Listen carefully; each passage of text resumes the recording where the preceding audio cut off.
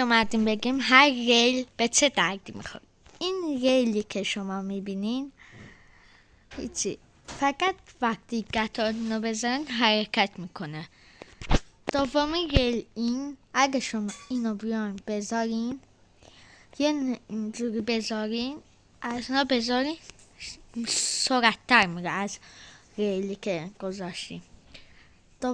سومی ریلم اینه که وقتی شما بذارین یکم از اینو بزنین حرکت کنه، اینطور چراغ بندری میزنه. و چهارمی هم که اینه تو دستم، اینو بذارین پیشش، از اینو بذارین که مثل اونه بذارین، همینطور که میبینه مثل چپ و راست حرکت میکنه. تا دیگه خدافظ. لایک کامنت